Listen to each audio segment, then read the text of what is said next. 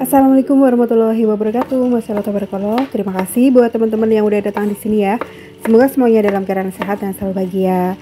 Nah teman-teman, ini kegiatan saya di waktu sore. Jadi ini saya kalau sore hari itu biasanya suka bikin jus. Nah kali ini saya pengen bikin jus buah yang tidak pakai ampas teman-teman ya. Ini saya ada timun, ada wortel, ada pir juga, ada apel. Pokoknya semua buah-buahan saya masukkan aja ke dalam Miku Slow Juicer. Sekarang saya semakin semangat bikin jus buah ya, karena ini tuh minuman yang sehat banget buat badan kita, supaya kulit kita juga lebih sehat, lebih glowing gitu ya. Ini tuh skincare dari dalam teman-teman. Nah ini saya masukkan semua buah-buahannya ya. Jadi saya menggunakan Miku Slow Juicer karena spesifikasinya itu low watt ya, hanya 100 watt, terus 220 volt. Hopper corongnya ekstra besar 103 mm. Cangkir jusnya itu 0,77 liter teman-teman. Terus untuk cangkir ampasnya itu 0,63 liter. Kemudian pisaunya itu berbentuk J, jadi bisa memotong buah dari atas sama bawah gitu ya. Dan ini bahannya sangat aman ya, berbahan tritan dan multifungsi teman-teman. Hasil jusnya itu 98% ya airnya gitu teman-teman, dan ampasnya tuh sangat kering, BPA free, FDA approve, baby food grade juga ya. Jadi mengurangi oksidasi juga, oxidation resistant, dan sangat mudah dibersihkan teman-teman. Suara mesinnya juga tidak berisik ya, ultra silent, kemudian antibakteri, anti bau, dan tentunya anti karat. Ada garansi resmi 1 tahun, pengepasannya juga sangat aman kalau teman-teman beli melalui online. Teman-teman bisa beli melalui link pembelian yang sudah saya cantumkan di bawah video ini ya. Oke lanjut ya, ini kegiatan saya di pagi harinya. Jadi ini tuh setelah subuh saya kepengen banget tiba-tiba mau ngonten lagi apa ya. Kadang-kadang kalau saya udah niat nih dari malam besok mau ngonten, mau bikin video gitu, karena udah lama banget ya saya break. Kadang-kadang kangen juga teman-teman masang tripod, masang handphone, terus masak sambil divideoin, beres-beres juga divideoin gitu. Tapi kembali lagi kadang-kadang ya begitu ya, namanya manusia, moodnya suka berubah-ubah. Apalagi kalau lagi banyak banget keriuhan di rumah yang nggak mungkin saya share ya teman-teman. Apalagi saya juga sering mondar-mandir Purbalingga, Bekasi gitu teman-teman. Terus juga kalau bikin konten seperti ini kan harus memakai kostum yang lengkap ya gitu ya, baju panjang, terus pakai kerudung juga. Nah ini jangan dicontoh ya, saya tuh kalau ngonten ya memang apa adanya banget. Pakai daster yang buat saya tidur, tinggal ditambahin pakai kulot seperti ini, pakai kerudung. Jadi nggak ada estetik-estetiknya gitu ya, emak-emak banget gitu ya teman-teman. Ya memang keseharian saya seperti ini sih, kalau di rumah ya nggak pakai baju panjang gitu. Jadi karena tadi tuh saya antara niat bikin video apa enggak ya, ya udahlah saya nekatin, saya semangatin diri untuk memulai lagi gitu. Entah bisa konsisten lagi apa enggak ya teman-teman. Dan saya sangat acungin jempol, angkat topi, dan salut banget buat teman-teman konten creator, apalagi ya seperti ini yang masih menjalankan kegiatannya produktif bikin video YouTube ya. Karena banyak banget sahabat-sahabat saya yang break kayak saya lama gitu ya. Ya mungkin karena ada kesibukan lain di rumah, ataupun memang ya menurut saya dunia YouTube itu sedang tidak baik-baik aja sih teman-teman. Karena beda banget dari zaman awal-awal saya ngonten. Itu dulu tuh kayak ngambil dolar tuh kayak gampang banget. Kita tuh nggak perlu effort yang gede, nggak perlu usaha dan capek-capek banget gitu ya. Seminggu nggak harus upload tiap hari, nggak harus bikin video tiap hari, itu ya penghasilannya sangat-sangat lumayan gitu teman-teman. Nah sekarang tuh jauh berbeda. Jadi walaupun kita ngonten setiap hari, itu hasilnya tidak sesuai gitu sih menurut saya. Pokoknya beda banget sama zaman dulu gitu. Makanya banyak banget teman-teman saya, sahabat saya gitu yang breaknya itu lama gitu kayak saya. Dan itu jangan dicontoh buat teman-teman ya. Kalau bisa sih konsisten. Contoh saya salut banget sama sahabat saya Mbak Siti Aisyah, Agatha gitu, yang selalu konsisten bisa setiap hari bikin video YouTube, ngedit juga, main aplikasi lain juga. Wah luar biasa. Kayak kemarin sebenarnya saya udah ketemu sama Agatha sama Mbak Siti Aisyah gitu ya, disemangatin lagi sama mereka, ayo Mbak kapan bikin konten lagi gitu ya. Kita dulu kan berjuangnya bareng-bareng satu angkatan, saya tuh satu angkatan sama Mbak Siti Aisyah, kalau Agatha kayaknya duluan ya.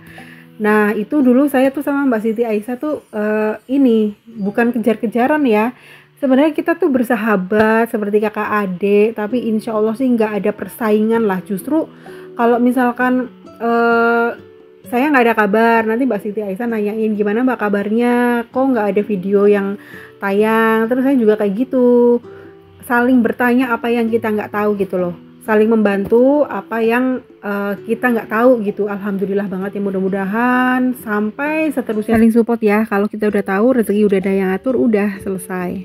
Jadi kalau ketemu tuh ya hanya hahaha gitu, ketawa-ketawa, makan bareng walaupun makannya seadanya, terus ngobrolin masalah konten juga, gimana ya sekarang kok YouTube seperti ini, jadi banyak banget yang nyerah gitu teman-teman. Karena memang beneran deh, jadi konten creator YouTube sekarang itu perjuangannya sangat-sangat luar biasa, berat banget teman-teman, karena sekarang banyak banget kreator dari aplikasi lain durasinya yang lebih pendek, dan menurut saya itu tuh nggak makan ini ya, nggak makan waktu bikinnya, ngeditnya juga tapi penyampaiannya tuh tepat gitu ya. Kalau misalkan kayak konten masak melalui aplikasi yang lain itu kan hanya durasi 1 menit gitu, itu udah jelas gitu ya teman-teman. Kalau YouTube itu harus panjang, paling nggak minimal 8 menit gitu ya, paling nggak ya 14 menit gitu. Nah itu tuh yang bikin saya kadang-kadang Masya Allah kok kayaknya bikin videonya 1 jam, 1,5 jam, nanti kepotong jadi 10 menit. Terus kadang-kadang saya juga bingung mau ngobrolin apa gitu, karena dulu saya bikin konten itu kan awal-awal ya model-model silent vlog gitu ya, yang nggak ngobrol seperti ini. Jadi saya tuh malah nggak beban teman-teman, karena kalau ngobrol seperti ini saya tuh bingung apa yang akan saya obrolin gitu. Nah kalau hanya pakai teks itu saya sebenarnya jujur tuh lebih nyaman sih, cuman kalau orang-orang kita itu orang Indonesia itu lebih suka daily vlog yang ngobrol kayak gini ya teman-teman. Jadi ya udahlah, saya sekarang coba bikin video sambil ngobrol ya, walaupun ya kadang-kadang obrolannya garing ya teman-teman. Apalagi aksen atau logat saya itu masih kelihatan ngapaknya ya, karena saya kan berasal dari Banyumas, dari Purbalingga. Jadi kelahiran sana juga, mau nggak mau kalau ngomong bahasa Indonesia itu masih ada logat ngapak-ngapaknya gitu. Kadang-kadang saya geli sendiri kalau dengerin suara saya ngomong di video teman-teman. Nah tadi itu saya udah selesai ya beres-beres rumahnya pagi-pagi.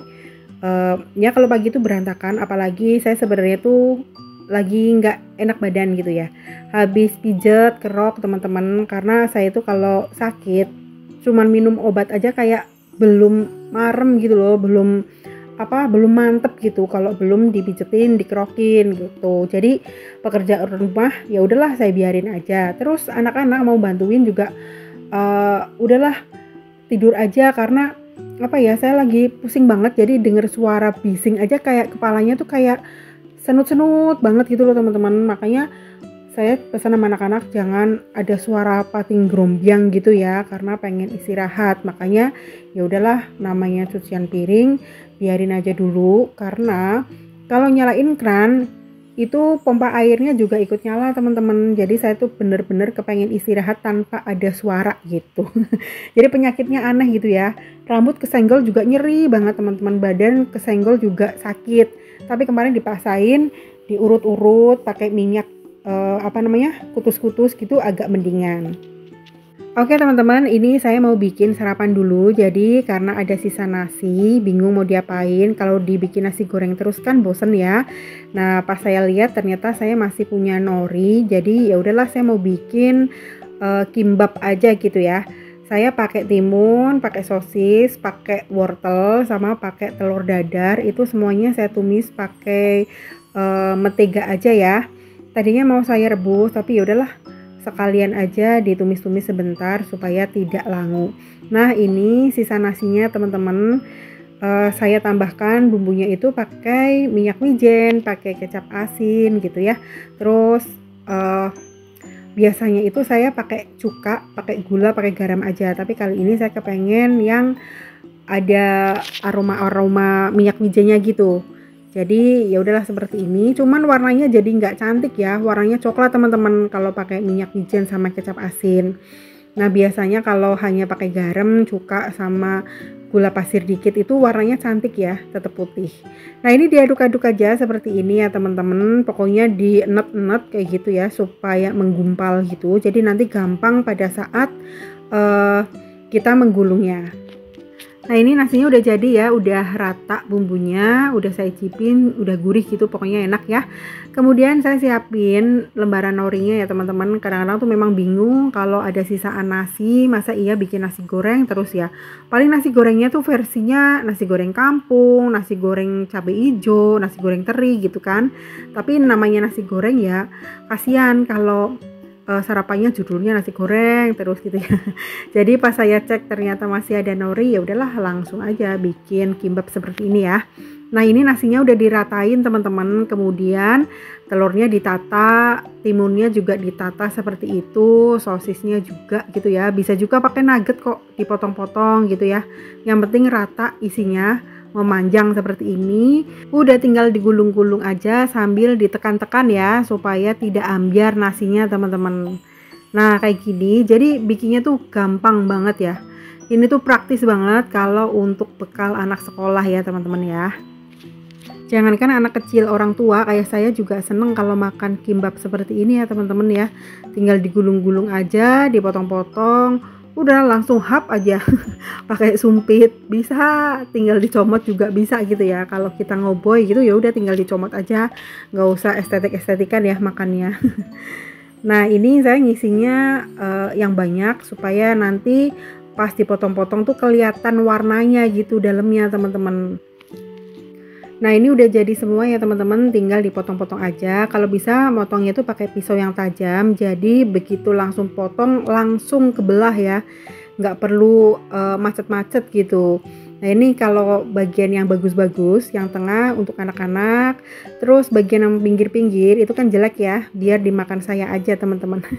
Jadi anak-anak biar semangat makannya, walaupun anak saya tuh udah pada gede-gede ya, bukan balita, tapi kalau dibikinin seperti ini ya senang-senang aja. Apalagi kalau dibawain untuk bekal, karena praktis banget ya. Nah seperti ini, cantik-cantik banget ya. Kemudian saya bikin sausnya, ini saya campurin mayones ditambah pakai saus pedas seperti ini. Udah jadi teman-teman, ini bisa untuk sarapan ala satset gitu ya. Manfaatkan nasi supaya tidak dibikinnya nasi goreng terus. Oke teman-teman, sekian dulu ya video saya kali ini. Terima kasih banyak sudah menonton dari awal sampai akhir. Sampai ketemu ya teman-teman, jaga kesehatan. Sampai jumpa. Wassalamualaikum warahmatullahi wabarakatuh.